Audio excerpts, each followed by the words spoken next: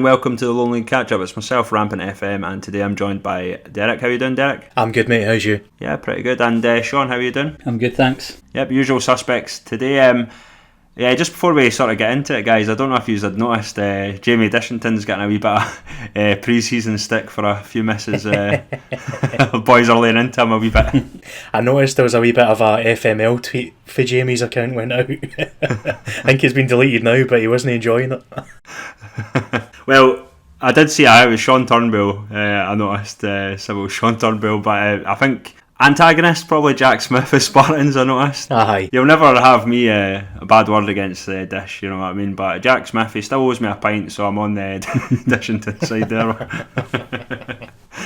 You know, it's funny though. I noticed another thing. You guys might have seen it, but Kelty. So Sybil got a picture of him smiling on a football pitch. First time I think I've ever seen that. Whole last season as well, so good that he's enjoying his football. I will say no more. I'm not going to get involved in your bromance with Kyle. So. Well, I don't think I've told the story, but last season, the last time I seen Kyle Fee, I think Gary had told him off just before half time, and he wasn't smiling, let's put it that way. So just before we get into the two Betfred Cup matches, we did have, the Catchup, Twitter done a vote. Because we were discussing Spartans a lot last week about, obviously there's some people that think they'll fall away this season. Basically, where are they going to be in the league next season? There was 157 votes. 54% said top 6, 25% top 8. Interesting one this, 12% said bottom half and only 9% said top 3. So more people actually think they'll be bottom half than top 3, which I thought was interesting. But yeah, majority top 6, which I'd probably agree with, in my opinion. I'd agree though. I think I put in a wee vote as well, and I think I said top 6. I've kind of got them finishing 4th or 5th in the league next season. I think with Kelty, Shire, and Kilby taking up the top 3, and then I think there'll be a bit of a battle between those guys and BSC for that 4th spot. That's the way I can see it playing out, but it's early days. Yep, definitely. The thing is, it is so hard to predict with the strength at the top of the league this year, isn't it? Mm-hmm. So it wouldn't surprise me if they came 8th. It also wouldn't surprise me if they came 3rd. Such is the kind of strength and depth in there. So we'll get into the competitive games. We did have two, obviously. Berwick, we'll start with Berwick Rangers against Ayr United in the Betfred Cup. 7-0 defeat. I did see the highlights that they put up. They looked second best against a strong Ayr side, as many would probably expect. They defended well, I think, for the first 20 minutes. They looked like they obviously under the cosh, which was expected. I think the heads went down a lot after, I think at 2-0 they just sort of crumbled. Michael Moffat, Luke McCowan, Chris Doolan all got braces in the game, and Craig McGuffey with the spare there. I don't know. I mean, the second goal by Luke McCowan was fantastic, but other than that, I mean, anything after the third goal, I think really, for me, I think defensive lapses. If you're getting beat heavily and you're expected to get beat, I think it's always hard to sort of pull out of that mentality. The Wee Jers blog made a really good point in this. Obviously, in the Betfred Cup, you can't play trialists. Obviously, that would have affected them, because I'm pretty sure they had to get like an emergency loan for their backup keeper. I can see it in the Betfred Cup. Obviously, it being a rule. Had this competition been a bit later, in the season, I think they should make an exception at the group stage, surely, because a lot of everyone's in pre-season, so maybe they should change that rule a wee bit, because it certainly affected them. But in terms of Berwick, obviously Ayr just dominated, 21 shots and 16 on target, really lethal for Ayr United, as people would expect. I'm not going to be too harsh on Berwick. I did see a lot of, obviously, opposition fans, Lowland League sort of taking the piss, if you will. But it's the first game for a lot of these guys that are playing with each other. I would expect more signings from Berwick. In terms of worries, but Berwick fans are obviously probably concerned more related to their season last season, but depending on their expectations, if they think they're going out and going to win the Lowland League, I probably would be a wee bit worried. But there's no worries in terms of, I don't think they're going to have a season like they did last, and I don't think they're going to get beat 7-0 off a Lowland League team. I think it's obviously just they were up against a great Ayr United team. Yeah, and we talked about this last week, the fact that when you're trying to stitch the team together at the last minute, you're going to have these issues early doors. And one of the things, if you go back and listen, I think one of the things that possibly Shaun mentioned was don't expect them to do well in the Betfred, because they've kind of cobbled together the squad last minute. They're playing against good teams. There might be a few eye-opening results, and there's one of them. 7-0's never a kind of enjoyable scoreline, is it? But I think the more concerning thing for Berwick fans, I seen a tweet before the game for one of their fans saying it's 560 minutes odds since they'd scored a goal. You can add another 90 minutes onto that now. So it's no ideal that's 650 minutes roughly since they last scored, and they've not been keeping any clean sheets in that time. It's been heavy defeats they've been getting. So I think focus number one for Ian Little will be get the defence in place and get it solid and get it secure, but they need to find goals. Yep, absolutely. And if they don't do that early doors in the season, they could find themselves very quickly off the pace and are not going to be able to catch up if their aspiration is to challenge. Whether that is what they're aiming for or not, who knows. They're always going to say kind of publicly that their aim is to go and try and challenge to win the league, but it kind of gives you an idea how it's impacted them with the changeover and the initial confusion of what was going on. They've had to wait to get players sorted and get the squad together. And you will contrast it obviously with what happened to Kilbride, but it's night and day to think they've got a settled squad and they know what they're doing. Berwick, with a bunch of boys that are pretty much playing with each other for the first time, this is what happens. 7-0, I think, first sight, it was a wee bit of a shock to see such a big scoreline, but Ayr are a really good team. I mean, they were in the playoffs for the SPL at the end of last season, and you know, Berwick have obviously had their struggles. They're, like you have already alluded to, they're trying to put their squad back together after what was a very, obviously one of the most difficult times for the club the last sort of 6 months. I already saw some of the early predictions for how the league was going to line up, some really early predictions, and soon after this game, and I think that had Berwick pretty low down the table, which I thought, well, I think one of you have already said it, but the criticism was quite harsh there because, you know, they were going up against Ayr, and I think any Lowland League team's going to struggle when they're playing against Championship, even League One teams.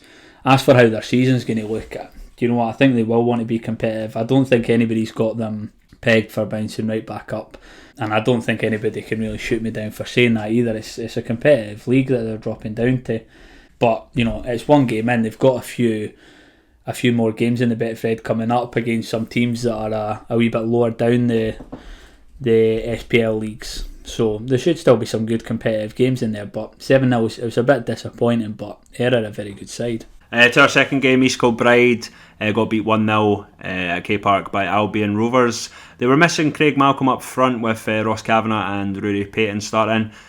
Paul Woods attacking midfield. I think he was a late re-signing. Looked like they were playing a sort of 3-5-2. A goal for Albion in the 25th minute. The away side took the lead through a Jordan Stewart free kick. From what I saw in the stats of the game, I don't remember seeing highlights. I think Albion were certainly the better side, just going by shots. East Kilbride only had 6 shots and 3 on target. Albion had 19 shots with 9 on target. Kay had the better of the possession with 55%.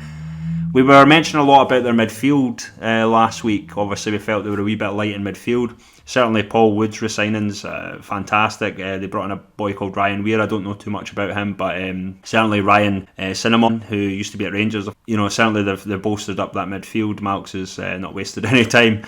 I was probably expecting them to maybe get something out of this game, but certainly, you know, no disgrace. 1-0 defeat against a much stronger Albion Rovers, it looks, this season, because there was obviously talk of Albion, you know, possibly coming down to the Lowland League last season until, you know, they got a bit of a helping hand with I think it was Clyde, if I remember correctly. But no, yeah, it's not you know, they certainly wouldn't have wanted to lose that game, because I think that's probably one of their more even opponents. I think Edinburgh City are in the group as well, obviously former rivals, if you will, but certainly not a disgrace. It's kind of expected pre-season, especially for the Lowland League sides. A lot of issues with guys just coming in, some guys just coming back from holiday. I don't know what was happening with Craig Malcolm, if he might have been away. So yeah. What are your thoughts on that rule, actually, about the trial list? Is it an interesting point to make? Is it unfair in some of the the Lowland League sides, League 2 sides, compared to possibly the Championship sides, the Premiership sides? Do you know, I'm not too bothered with it. I think it's alright. Ultimately, if you choose to be in the Cup, you play by the rules. So it's not really affected East Kilbride there, because they've done their business and they've got things sorted early. They're still adding 1 or 2 players to finalise the squad. I just think it's Berwick's particular situation that's not helped in the fact that there was all the boardroom changes, nobody knew what was happening with the manager and all that kind of thing. So that's delayed them, basically. But, do you know, it's an SPFL Cup at the end of the day. That's the rules. If you want to be in with the boys and challenging yourself to play with higher level opposition, you've got to play by the rules, I guess. So it is what it is. But, yeah, in terms of the game, I think it is a different Albion Rovers side this year, especially with the way that Kevin Harper had them playing the end of last season to survive. They've made some pretty eye-opening additions as well, so expect him to be staying away for the relegation race this year, I think. But ultimately, it's just a free kick that split the sides. Kelty seem to have defended pretty well, other than that. The story of the game seems to be Albion had the better of it, were more positive in possession, and ultimately have deserved the 3 points. But it'll be a really good run out, that, for East Kilbride. They'll take a lot from that, I think, because that's the level they're aspiring to get to ultimately, and they need to get back back in the groove after a disappointing end of last season, and the sooner they can do that, the better. So games like that will do them the power of good when the season gets going again. Rovers, you've got to remember they finished the season really, really strong, even though they were sitting at the foot of the table a few weeks before the end of the season. They had a really strong end to their season, and they're obviously looking to build on that. So it's definitely not an embarrassing result to have gone out there and been defeated 1-0 to a side in the league above. As for the rule, I think the rule's fair. If they want to play these competitive games, then those are the rules. If the friendly games are the ones where you can play your trialists, but it might be, people say what they will about the Betfred Cup, but it's a competition, and the rules are that you can't play your trialists. You have to have your guys out of your team in there. So yeah, it's caused a couple of problems early on for the Lowland League sides, but we can't say they want to bridge the gap between SPFL 2 and the Lowland League and the Highland League, and then also want exceptions to be made. If they're wanting to bridge that gap, then I have no issues with the rules, and I don't think any of the teams should either. Yeah, fair enough. Just on the terms of the likes of Paul Wood resigning and the 2 guys brought in midfield, certainly I think that's the only sort of areas that needed to sort of be improved on. I think they've went up in terms of my estimation of where they'll be, and it's certainly, I thought they were going to be in amongst the favourites, Derek, last week. To be honest with you, I think the Paul Wood re-signing's kind of flown under the radar a wee bit. Yeah. There was a bit more attention put on Ryan Cinnamon, because obviously, like any club at this level, they're going to emphasise the ex-Rangers bit or ex-Celtic if they came through the youth side. But he actually did a decent shift for Annan as well in the league above, so he's clearly got the talent. I think he's a good addition, but I actually think Paul Wood's coming back is a better addition overall for Kilby, because again, he knows the level, he knows what it takes to go and win the league. He's got a great influence on younger players. That's the kind of guy you need in your squad, and if they hadn't signed him, he might have well gone to one of their kind of closest rivals, a Spartans or a Kelty or any of these teams, and strengthened them. So getting him back, I'm sure Malks will be absolutely delighted about it. Yeah, absolutely. There was one point pre-season where you saw these East Kilbride people heading for the door, and it did look a bit concerning, and it was a bit worrying that they were going to fall off a little bit, but they've had a really strong end to the pre-season, or at least the last couple of weeks, where their side definitely does look stronger. Not as many blockbuster signings as we've seen at Shire and Kelty, but they've certainly strengthened an already strong team. So they'll be competitive next season, absolutely.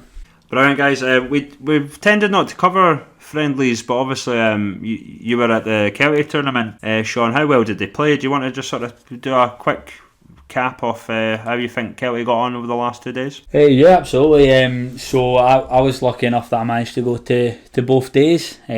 So managed to take in another 4 pre-season games, see a bit of Pennycook, Jeanfield and Tynecastle as well. For the teams that are sitting the way below us, Pennycook and Jeanfield, both really good teams, and you can see that how competitive that league's going to be next season. There was some cracking goals to take in.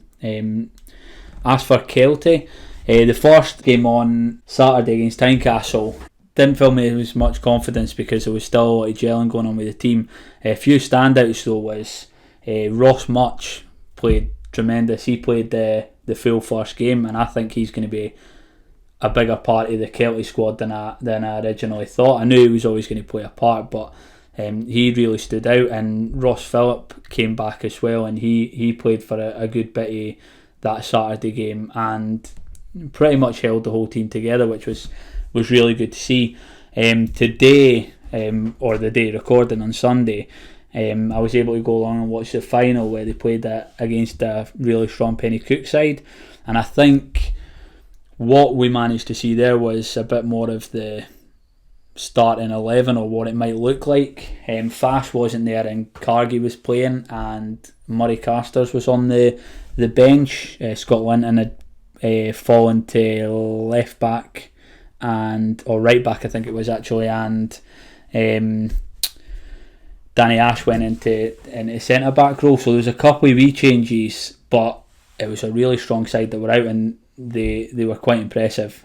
Dylan Easton played with a lot of energy, and you saw him lift the rest of the team, playing with a lot more energy than they did at a lot of points last season.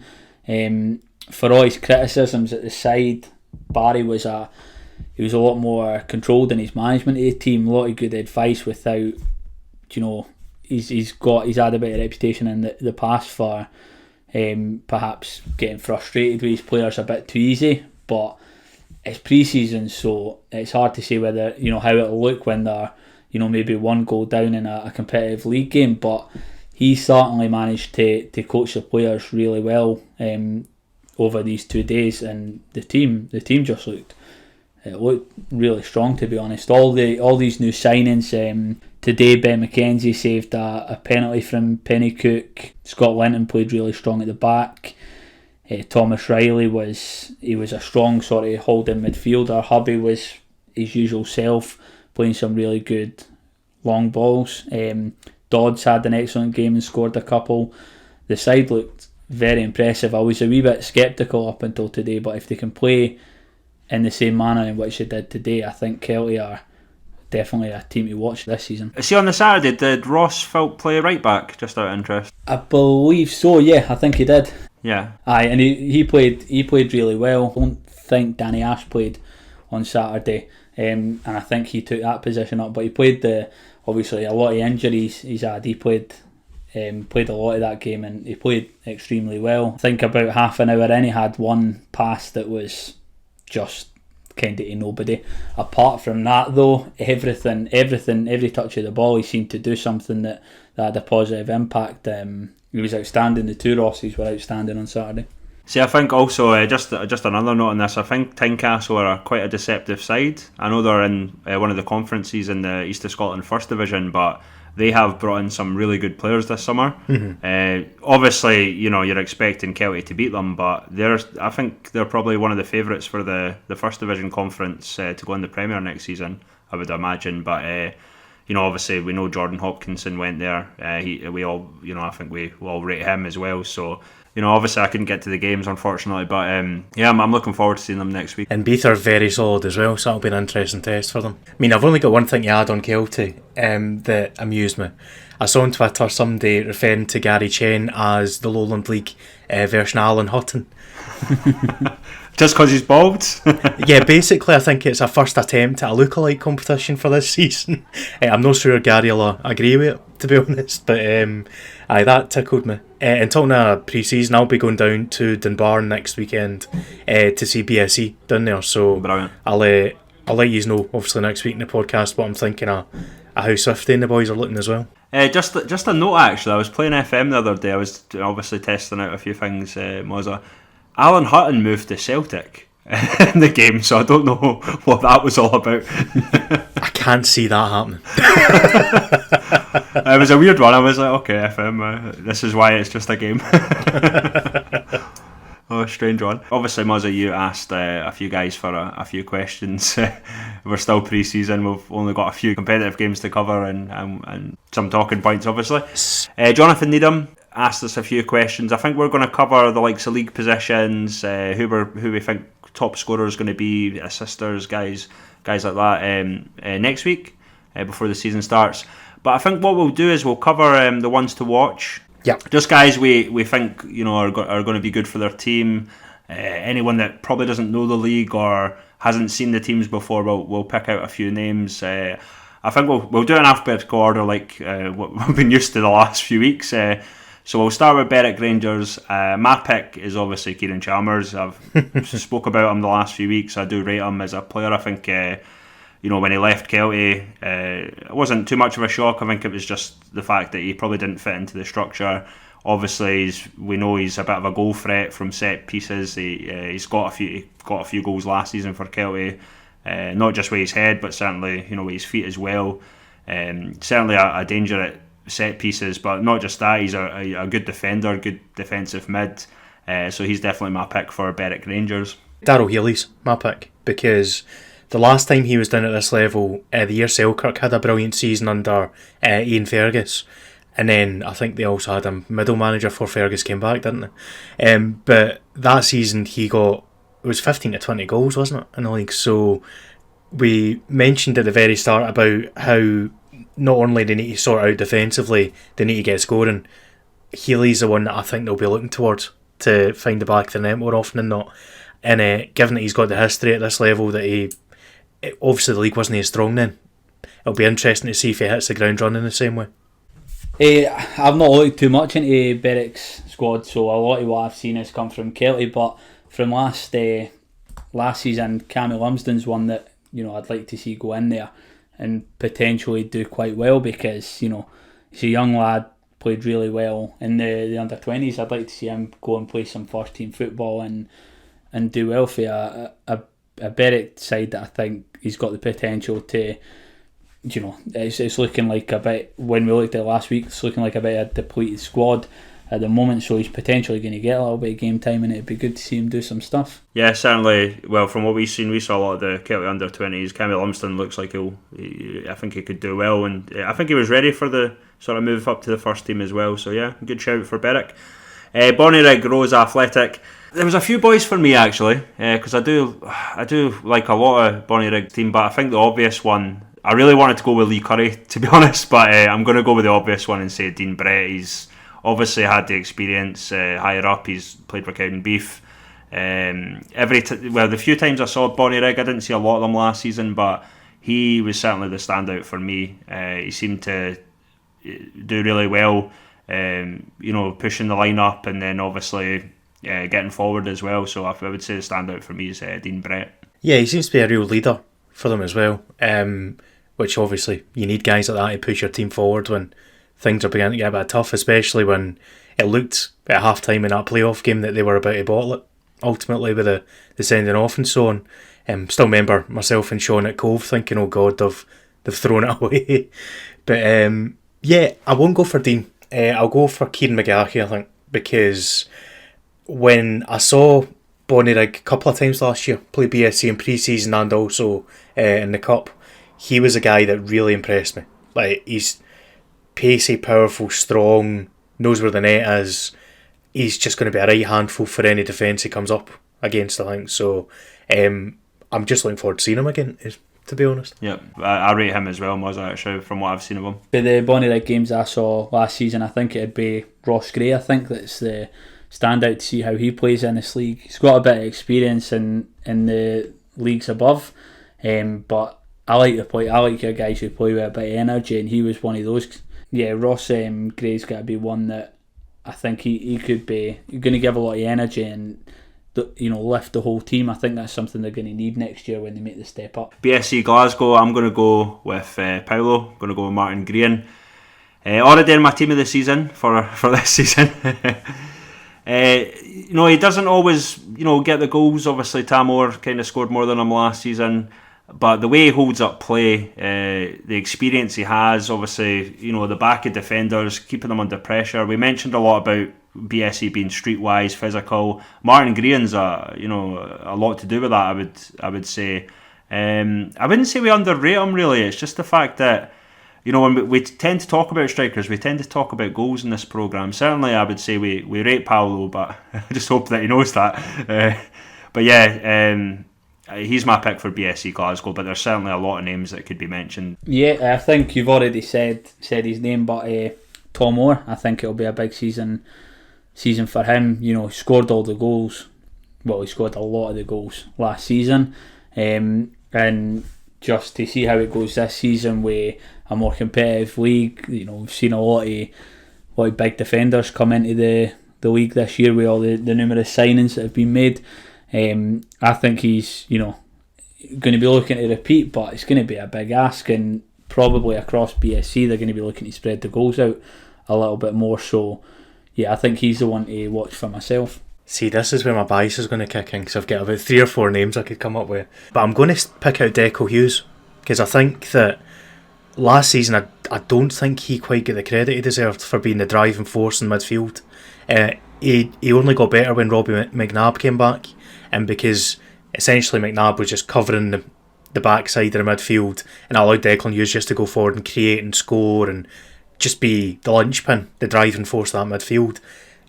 People underestimate how important he is to BSC this season.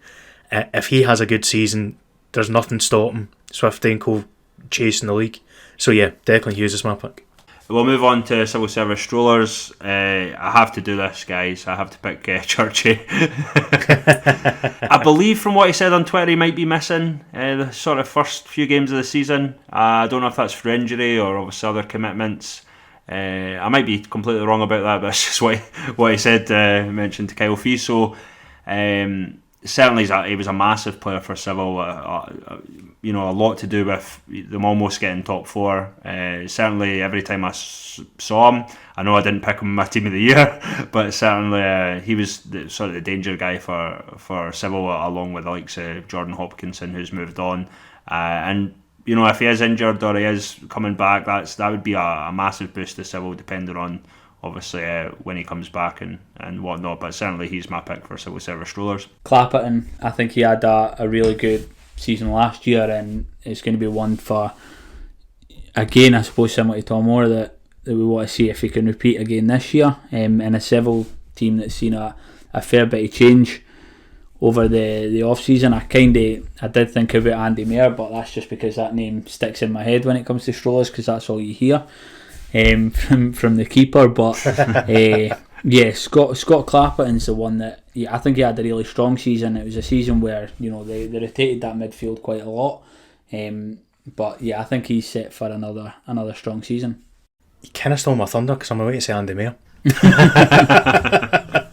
No, I'm always really impressed with him. He's one of the better technical players you're going to find at this level. And I'm still really surprised that he was let go ultimately by Spartans. But yeah, I think he's just a cracking player. He's got a great set piece on him as well. That's the other thing, and Strollers used that really well last season. Yeah, he's my pick. The funny thing about Andy Mayer, I think it was Josh Donaldson made an observation with us. I did see a lot of the strollers towards the end of last season, but he's the only player I've seen him say his full name. Andy Mayer, it's usually, come on Kyle, or Churchy or whatever. No, he always calls him Andy Mayer. It's a bit of a funny one. Cumbernauld Colts. Do you want to go first, Derek? I almost went Greg Piscazio here, but I think the most important thing for Colts will be replacing the goals that they're missing for Sean Brown. So I'm going to pick Fraser Team, because I think Sean Brown kind of stole his limelight a wee bit at points. Fraser also had a really good season, and he is more than capable of scoring, but it's probably his time now to step up and kind of make himself the main man, I think, in that squad. Obviously there's other boys capable of scoring, but it'll be interesting to see if he does take that step forward. I think he could have a great campaign. Shaun? I'm glad you let me go second, because I had Fraser's team and I had my backup. I had my backup as Stephen O'Neill. That was mine. I'm really glad I went second then, because he's I think his re-signing was really important for Colts. He's been there since the beginning, and he's captained the side, and I think he does a really good job in there. I saw him a few times last season, and he does. You get people who wear that captain's armband because they're maybe a bit loud or because they've just been there the longest, but he really does control that team when he's out there and he's wearing that captain's armband. And I think if he'd lost that, just with how I think some of the other teams around him have improved over the pre-season, I think they might still slip back a little bit, but I think keeping him is going to be really important for them next season. Brian, I'm going to go with Craig Holmes. I think from what I saw Colts, I don't remember seeing too much of them last season, but certainly his name came up quite a lot in terms of getting goals, and a lot of good things in terms of pushing forward in the final third from midfield. I think he's going to be an important player for them again. Colts did have a few late re-signings, I noticed, obviously Stephen O'Neill being one of them. But yeah, they kept, I think, the majority of the guys there that we've mentioned, obviously, with a few extra additions, and I think there's a few under-20s coming in as well. So yeah, I would go with Craig Holmes for my pick for the Colts to watch out for. So Dalbeattie star. There's a few boys, obviously they've got a bigger squad, I think a better team this season, but there was one pick for me. He didn't stay with them long last season, but certainly I have to mention Dean Brotherston. I think he's a really good striker. Hopefully he'll stay the full season. He certainly can get goals at this level. Definitely Dean Brotherston's one to look out for Dalbeattie.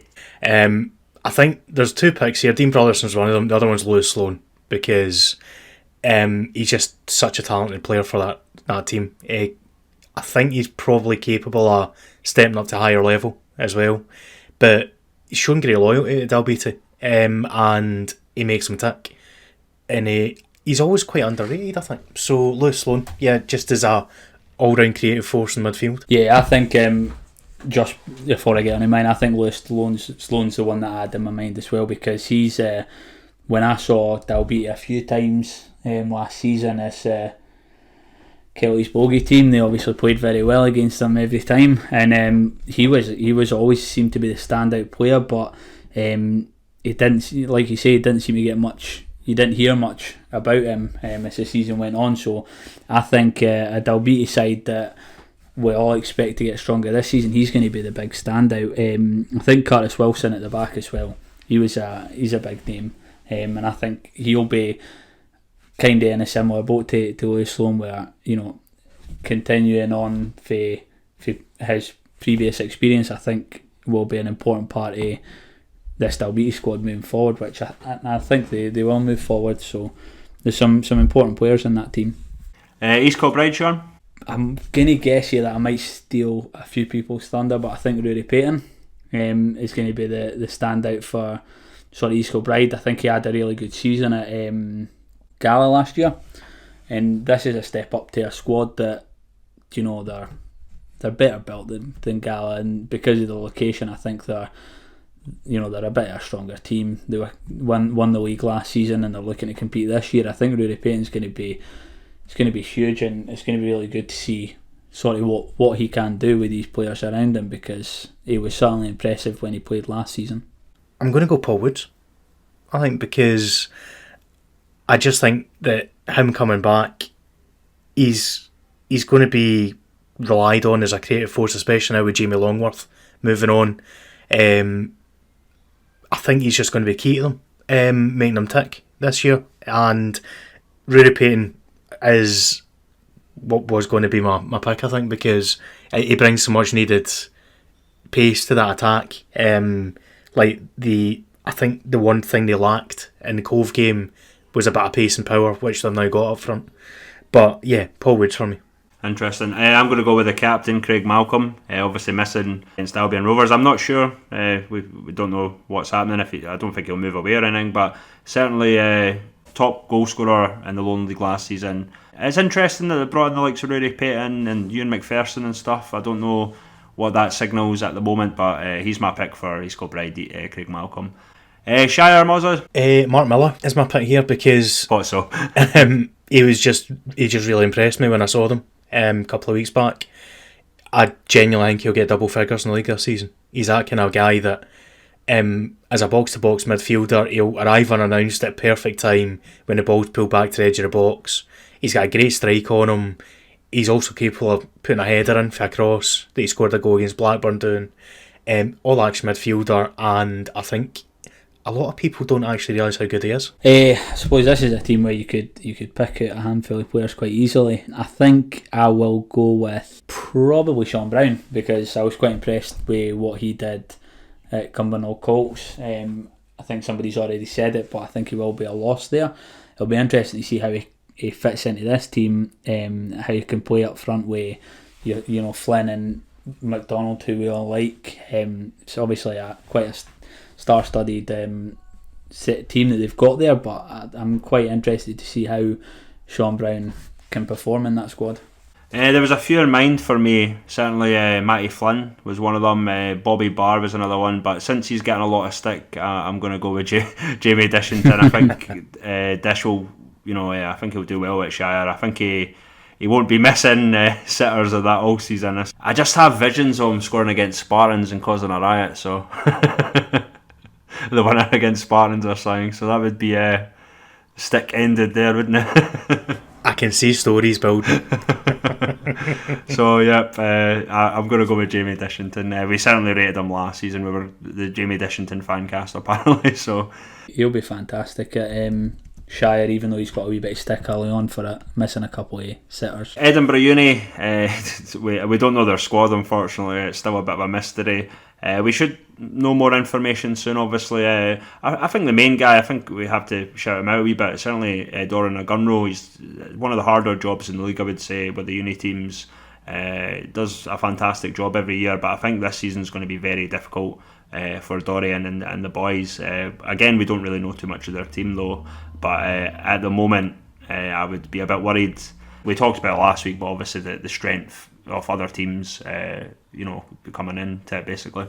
It's the same annual struggle they're always going to have, and fair play to them to still be at this level and competing, and more than competing in some cases. But the name that comes to mind, if he's still there, is Abdul Yusuf. I think that he caught the eye when I seen them. Just a striker that knows where the goal is, and they'll need that more than ever this year. I'll just skip to Edisport, since I know you guys are probably thinking of. Jean-Guy Lucas, he was phenomenal from what I saw at Edisport. I mean, I made a comment last season, I didn't really like him as a defender. I think he could really push into that midfield role. I think he's more of a wing back. I think they were quite a wee bit by him going up a few times from what I saw anyway, but certainly a phenomenal player for Edisport, a guy they've kept a hold of, who certainly could probably be playing higher up the leagues. Do you know what? It's a team that I don't know a great deal about. I think I'd have to go for what is surprisingly the only other non-Scottish player in the squad, in El Zubaldi.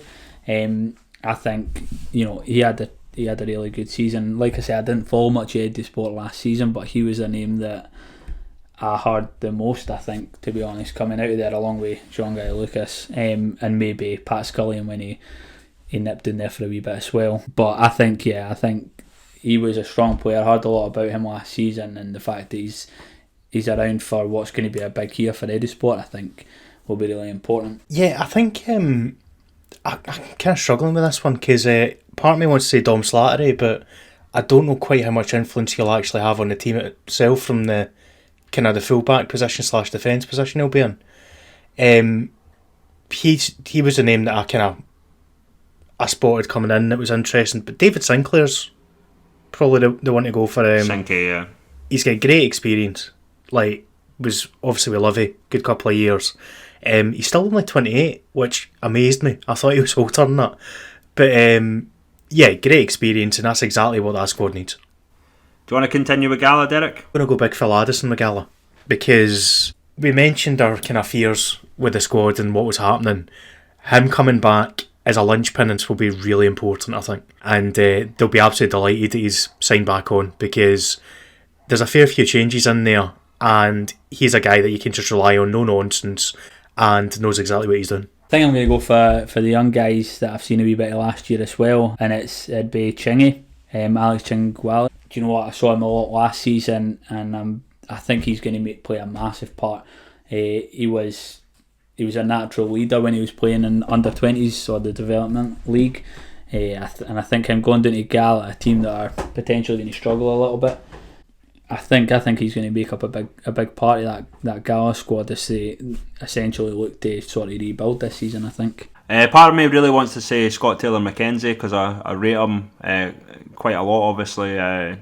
Another guy that probably didn't get as much first team at Kelty, but certainly for me I have to go with Danny Galbraith. I think that's an excellent signing. Certainly, I mean, if the top 6 teams, one of them signed him, it would still be one of those eye-opening signings, I think. So for his previous, his experience as a footballer, I would have to go with Danny Galbraith for Gala. I think that's going to be a decent signing. Obviously, he's a local boy as well.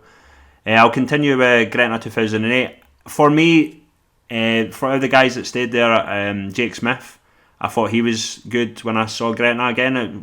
Not one of the teams that I saw a lot, but he certainly impressed me in midfield. Had there not been so many quality midfielders last season in the Lowland League, he certainly was in with a shout for Gretna as one of their better players, I would say. I think that's fair, yeah. Throw a wee bit of a curveball and say Aden Damar, just because.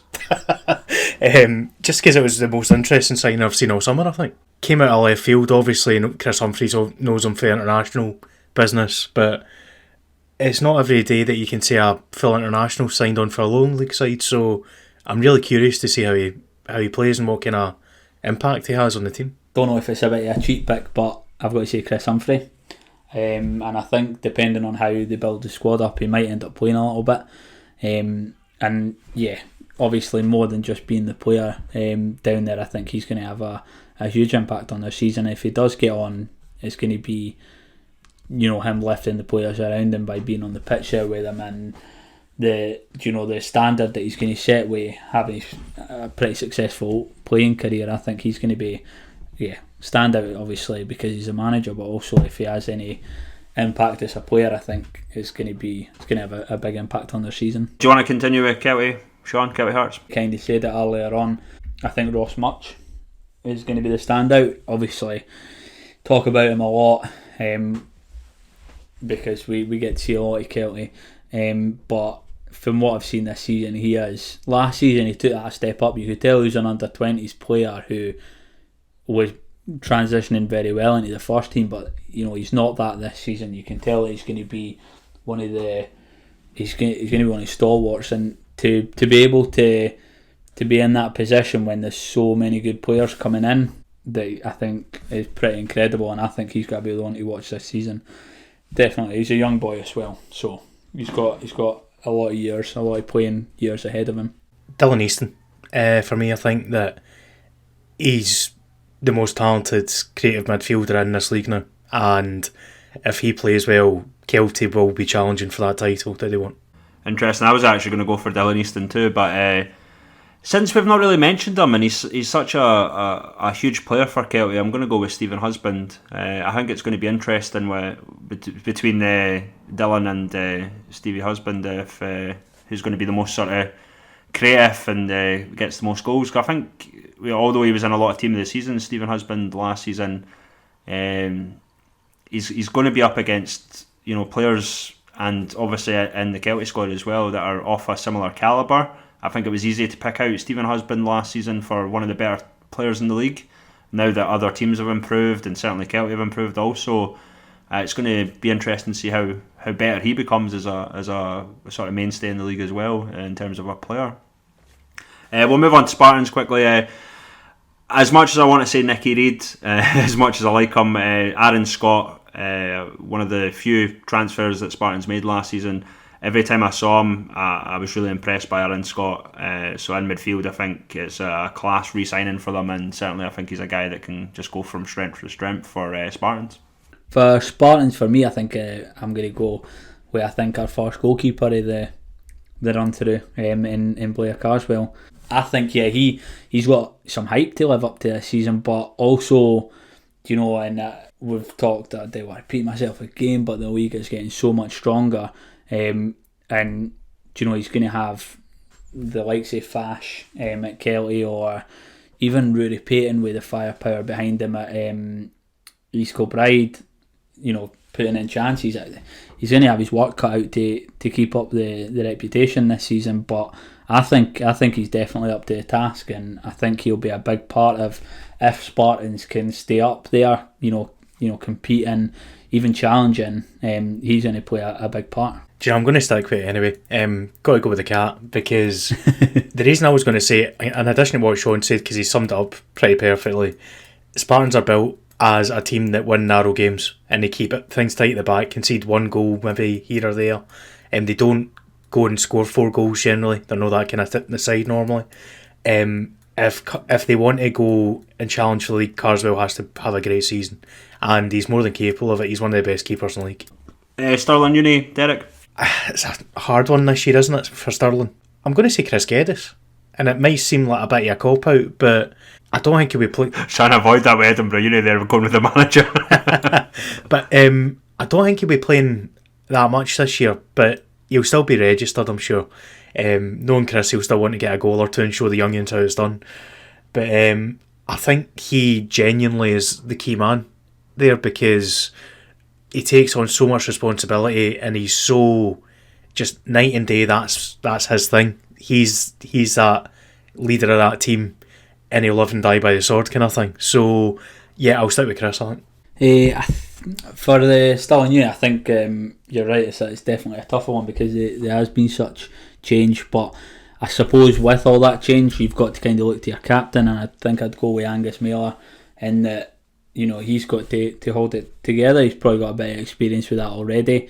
Had a really good season last year, and for this season, I think he'll play a big part in Stirling looking to sort of repeat some of the success they had last year, and possibly bring up some of the players around him so that they can go on to have further successes, as the guys at Stirling always seem to do. For me, Kieran Hall, yep. The big man up top, he was very, very good against Kelty when I saw him, and certainly I felt, I've mentioned it before, but I think they fell away when he wasn't a part of the team. He's certainly a player that I think can get goals, and I think he will do this season also.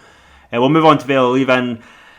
For me, there was a few guys. Obviously, you probably saw the article, Ando obviously saying they have a stronger team. I would say Tommy Patterson going back to them from Gala. Certainly was one of the sort of signings for me, and I certainly rate Tommy. I thought he was a good young player at Gala, and it's good to see him back at Vale, because I think he'll get more plaudits at Vale. I think because I think when he was at Gala, obviously Sandy Cunningham was still very good and things like that. I think he'll get a bit more plaudits at Vale this season if he does well. Yeah, I think that's a good pick. Other than that, I think I'm going to go Jared Rossi in midfield, because he is a guy that's impressed me and I've seen him, and he's probably ready to take a wee step forward, I think. Now that I think they are a stronger squad, I think that's without doubt. How much stronger is the question, but if guys like Jared play well, then there's no reason they can't be mid-table pushing top half, I don't think. And that, I know that's a big statement to say with the amount of talent in the league now, but I genuinely think that this is the best squad they've had in a good few years. I think I'll go with the backup keeper, Chris Anderson. Obviously, I think he's going to play another big part this season, and hopefully with the stronger squad, he'll have to play a little bit less goalkeeping. But yeah, I think he's going to be really important for the season ahead, not just on the sidelines, but with his playing career and just getting in there and helping out when he needs to. I think he did a good job with it last year, and I think he'll do it again this season. And I'm the same as you, but quite hopeful that they'll push a wee bit higher up the league. We obviously got asked another question, obviously from after extra time shirts at a shirts on Twitter. What games are you looking forward to, guys? Certainly the opener, BSC versus Shire. I know you're probably going to be there, Derek. Spartans BSC, I think we're meeting up for that as well. For me personally, I think the games, I'm going to be at Kelty again this season, but certainly the games against Shire, Kelty versus Spartans will be interesting, because obviously Dougie Samuel has a bit of a record against Barry Ferguson. Spartans versus Strollers could be interesting, and I think I mentioned it previously, but sort of borders derby, the Vale Leven versus Gala Ferrydean. Any other games that you guys are sort of looking forward to? Oh, there's loads of stories in there this season. When you look at the teams, especially with Bonnyrigg getting added into the mix. So Bonnyrigg Kelty will be very interesting to see those two reunited. Old East Juniors. It'll be interesting to see how Bonnyrigg play against Eliza Spartans and so on as well. East Stirlingshire and Kelty will be the one I've got my eye on though, because the Jamie Dishington factor obviously made the Spartans game interesting when they play them, but just purely for the fact that both Shire and Kelty have had the wee bit of money injected into them and largely been chasing the same pool of players, I think. A wee bit kind of above and out of the reach of other teams in the league. It'll just be really interesting to see how the two of them come to blows basically when it gets there. Yeah, I think obviously that same as you guys, and it's probably a good thing that the three of us are going to at the Shire Kelty game. I think that's going to be a massive game. I think it should be just plenty on show that day. For me, outside of that, I think there's two games I'm kind of looking forward to. I'm looking forward to, not just as a Kelty fan, but I'm looking forward to that opening game to see exactly what Kelty can do with their built-up squad. And they're going against Dalbeattie Star, who are a team that have caused them problems in the past. They've also got stronger. I'm interested to see if they go out and they make a statement, or if perhaps Dalbeattie go out and make a statement in that game, exactly the same as they did last year. And then I'm quite looking forward to seeing Bonnyrigg take on Berwick Rangers, because that's, it's Berwick who have came down, Bonnyrigg that have gone up, and some of the sort of early predictions have kind of got Bonnyrigg finishing above them in the league, so it's a proper crossover. Probably I'd like to see it at Berwick to give Berwick that little bit of an advantage, but I'm really looking forward to seeing that game. And then I think every single week I'm going to be torn between games. They need to really start staggering these games so we can see more than one of them on a Saturday at 3 o'clock. And by the way, if Berwick draw Whitehill welfare in any cup, that Ian Little effect will be very interesting as well. Mm-hmm. The pivotal games, obviously we're going to mention both sort of ends of the league, but certainly any time Kelty or Shire or EK or BSC or Spartans are really playing each other, I think that's going to be massive, because they're the sort of, I guess, the established, top 4, top 5 for me this season.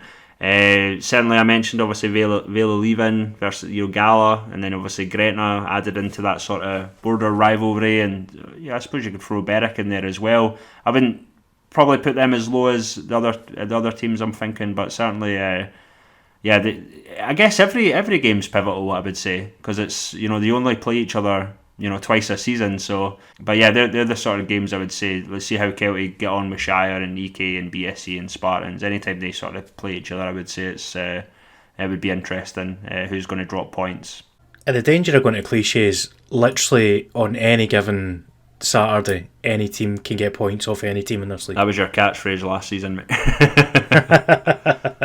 I think for me, even though I'm hopeful, I'm not as high on Vale as you guys. So for me, I think that the Edinburgh Uni, Vale and Gala games are going to be really important, because I don't think there's going to be a team like Whitehill this season that's going to be, sitting at the bottom and we're going to call 4 or 5 games their last chance. I think that it'll go pretty much to the death the last 2 or 3 weeks, and those are the 3 teams that I think are going to be battling it out, potentially with Gretna thrown in there as well. So I think any game between especially Vale, Gala and Edinburgh Uni are going to be massive. And then I think Kelty, Shire, Kilby, BSC, Spartans, maybe even throw Rose and Civil in there. Any of those games are just, even if it is Kelty, Shire, Kilby, BSC pushing for winning the league, when they go up against your Civils and your Bonnyriggs, if they drop teams against those guys whilst the other teams are picking up points, it's obviously,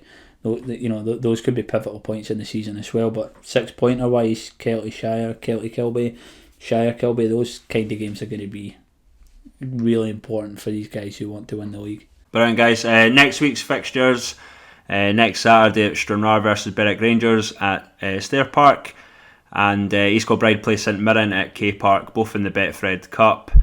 Again, I wouldn't expect too much, not to sound too down about everything, but obviously, with the factors we've mentioned earlier, they're playing against strong teams. I would expect them. Hopefully they can do a Spartans like they did last season in terms of maybe getting results against bigger teams, but it's going to be tough for both Berwick and East Kilbride this early in the season in the Betfred Cup, I would imagine. Yeah, I think they'll just be happy to take their 15 grand guaranteed prize money, won't they? Even if they do lose all their games. It's competitive pre-season games for them, and I don't know about you guys, but one really exciting thing is when we do this pod next week, we're actually going to be previewing some Lowland League fixtures, which I guess is quite exciting because it seems like it's came out of nowhere that the league's just starting, but it's felt like these last few weeks you've just been itching for the league to start. And I'm looking next week. There's no Lowland League fixtures, but we're going to be sitting on the pod and we're going to be previewing that first slate of games here, and I can't wait. See, I'm more of a self-preservation guy. I've enjoyed no making predictions and people getting mad at us. So you don't cack it before you've done your first prediction. Derek, plugs. We'll let you go first as always. Nice and simple, at Moza Plays on Twitter, and you'll find everything else through there. And on to Shaun. You can find me on Twitter at @SpedandShaun, and on Facebook you can find us at the Lowland League Catchup. At Rampant FM and at Official Catchup, which is the Official Catchup's Twitter, obviously. We do have some exciting news. We do have a giveaway coming up for our Lowland League Catchup Game of the Week. You guys might remember that we were doing one since we've established Twitter and a Facebook every week of the Lowland League season. I think we're sort of halfway through since we started the Twitter. We do have 4 tickets, but we're going to do it 2 on Twitter and 2 on Facebook. And our catch-up game of the week for the opener is, of course, do you want to announce it, Derek, since it's your team and you'll probably be at the game? I mean, you've kind of given the game away already, mate, but we'll be delighted to welcome you down to BSC on the opening day. So if you fancy coming along to be honest, it could have been any of the games. Yeah. They're all really good games the opening week. But if you fancy coming down to Inderdrill Stadium in Alloa for the opening day, look out. Are we doing it over Twitter? Remind me. Twitter and Facebook. We'll give 2 away on Twitter and we'll give 2 away on Facebook. Perfect. So the instructions will be there. Go and hunt them down and hopefully join us at the game.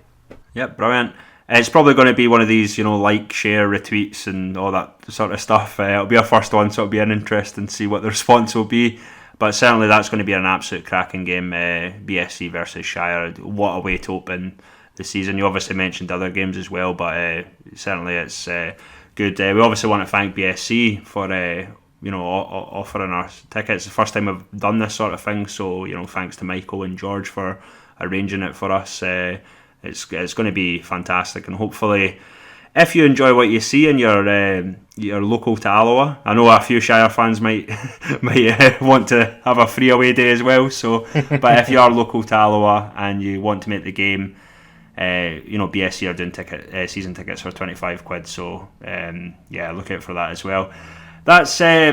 That's it for this week's catch up. Pretty much. We obviously want to thank everyone that listens, the gaffers, the players, everyone that gets involved. There will certainly be more involvement when the season starts. We'll have our usual interviews and whatnot. But we appreciate all the support as always.